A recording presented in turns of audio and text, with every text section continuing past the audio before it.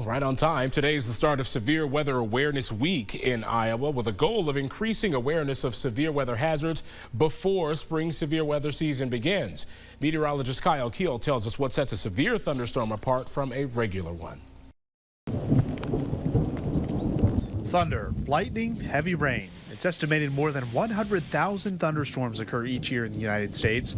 Of those, only 10% are classified as severe. A severe thunderstorm is a thunderstorm capable of producing damaging winds of 58 miles per hour or greater, and or hail that is 1 inch in diameter or larger. That's about the size of a quarter.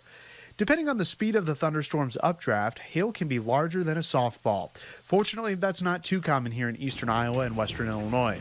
The largest hailstone ever recorded on record in the United States was 8 inches in diameter, occurring in Vivian, South Dakota on July 23, 2010.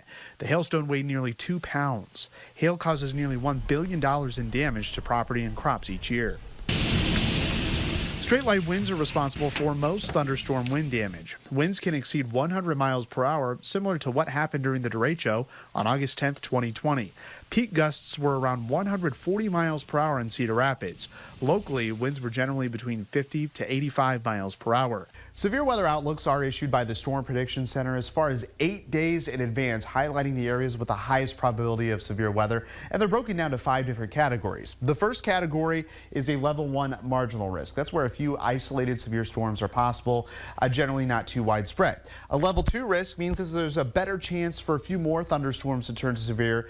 Generally not really too widespread, but there could be a few intense storms with large hail, damaging wind, as well as tornadoes. You get to the level 3, 4, and 5 risk. That's an enhanced, moderate, and the rare high risk event.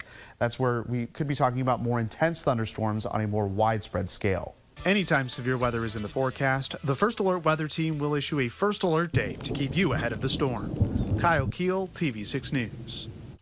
Now, of course, it is important to have a plan of action in place for your family when severe weather strikes. Severe thunderstorms can also lead to the formation of tornadoes, so it's important to take each of those warnings seriously.